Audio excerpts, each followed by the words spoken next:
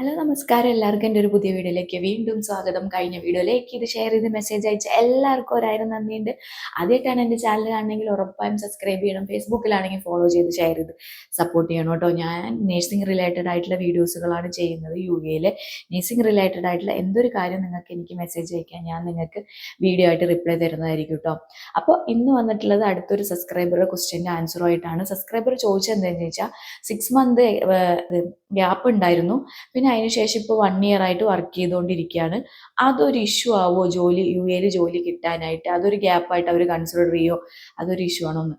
അതായത് സബ്സ്ക്രൈബർക്ക് മനസ്സിലായിട്ടില്ല, ഞാൻ പ്രീവിയസ് വീഡിയോസിലൊക്കെ പറഞ്ഞത് നിങ്ങൾക്ക് റീസെൻ്റ് ആയിട്ട് ഇപ്പൊ നിങ്ങളുടെ ലാസ്റ്റ് റീസെന്റ് ആയിട്ടുള്ള എക്സ്പീരിയൻസ് ആണ് അവർ കൺസിഡർ ചെയ്യുക. അപ്പൊ റീസെന്റ് ആയിട്ട് നിങ്ങൾ 6 മന്ത് ആയിട്ട് നിങ്ങൾ വർക്ക് ഒന്നും ചെയ്തുകൊണ്ടിരിക്കുന്നില്ല, നിങ്ങൾ എന്ത് ചെയ്യുന്നുണ്ട്, ഇങ്ങനെ ജോലി അന്വേഷിക്കുന്നു കിട്ടുന്നില്ല.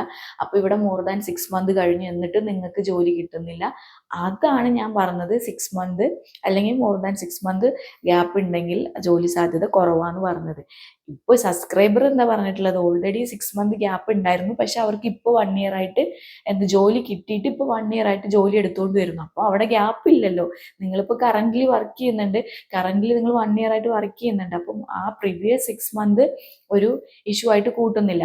പക്ഷേ വൺസ് നിങ്ങൾക്ക് ഇപ്പോൾ എലിജിബിലിറ്റി അല്ലെങ്കിൽ data DH or DOH or MOH അല്ലെങ്കിൽ ഡാറ്റ ഫ്ലോ എല്ലാം ചെയ്യണമെങ്കിൽ എന്ത് ചെയ്യും, കറന്റ്ലി എക്സ്പീരിയൻസ് നിങ്ങൾക്ക് വേണം. അതായത് ഇപ്പൊ നിങ്ങൾ ഇപ്പൊ പ്രീവിയസ് ഒരു 6 മന്ത് എക്സ്പീരിയൻസ് ഉള്ളൂ, ഇപ്പോൾ 1 ഇയർ ആയിട്ട് വർക്ക് ചെയ്യുമെങ്കിൽ 2 ഇയർ കംപ്ലീറ്റ് ചെയ്തിട്ടില്ലല്ലോ. അപ്പോൾ നിങ്ങൾക്ക് ഒരു 2 ഇയർ എക്സ്പീരിയൻസ് വേണം.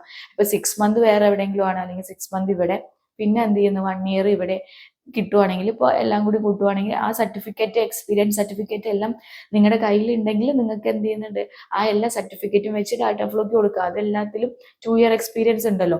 അല്ല, നിങ്ങൾക്ക് ഇപ്പോൾ ലാസ്റ്റ് 1 ഇയർ ആയിട്ട് നിങ്ങൾ വർക്ക് ചെയ്യുന്നു, അതിന്റെ മുന്നത്തെ വർഷം നിങ്ങൾക്ക് ഇല്ല, 6 മന്ത് ആയിട്ടില്ല, അതിന്റെ മുന്നത്തതിൽ നിങ്ങൾക്ക് 1 ഇയർ 2 ഇയർ ഒക്കെ ഉണ്ടെങ്കിലും അതും ഒരു ഇഷ്യൂ ആയിട്ട് വരുന്നില്ല കേട്ടോ. പിന്നെ വിത്തിൻ 6 മന്തിൻ്റെ ഉള്ളിൽ നിങ്ങൾ ഓൾറെഡി കയറി, അതും അപ്പോൾ എന്ത് ചെയ്യുന്നതാണ്, ഒരു ഇഷ്യൂ ആയിട്ട് അവർ കൺസിഡർ ചെയ്യുന്നില്ല. അപ്പോൾ നിങ്ങൾക്ക് ഒരു 2 ഇയർ എക്സ്പീരിയൻസ് എവിടെയെങ്കിലും മസ്റ്റായിട്ട് വേണം, അതിൻ്റെ സർട്ടിഫിക്കറ്റും കാര്യങ്ങളും നിങ്ങളുടെ കയ്യിൽ വേണം. ആ ഒരു ഹോസ്പിറ്റലിൽ വിളിച്ചു കഴിഞ്ഞാൽ നിങ്ങളെക്കുറിച്ച് HR-ൽ എവിടെയെങ്കിലും വെരിഫിക്കേഷൻ, ഡാറ്റ ഫ്ലോ വെരിഫിക്കേഷൻ വിളിക്കുമ്പോൾ നിങ്ങൾ അവിടെ വർക്ക് ചെയ്തു എന്നുള്ളതിനെ കുറിച്ചിട്ടുള്ള ഒരു ഇത് വേണം. അപ്പോൾ അങ്ങനെ ഒരു സംഭവം ഉണ്ടെങ്കിൽ കുഴപ്പമില്ല. അപ്പോൾ നിങ്ങളിപ്പോൾ കറന്റ്ലി 1 ഇയർ ആയിട്ട് വർക്ക് ചെയ്യുന്നുണ്ടെന്ന് പറഞ്ഞു, അപ്പോൾ നിങ്ങൾക്ക് അതൊരു ഇഷ്യൂ ആയിട്ട് വരില്ല.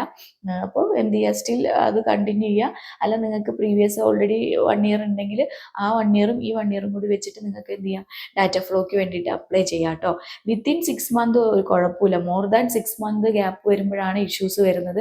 അങ്ങനെ ആകുമ്പോഴാണ് നിങ്ങൾക്ക് ഡാറ്റ ഫ്ലോയ്ക്കും കാര്യങ്ങൾക്കും ഒന്നും കൊടുക്കാനായിട്ട് പറ്റാതിരിക്കുന്നത് കേട്ടോ.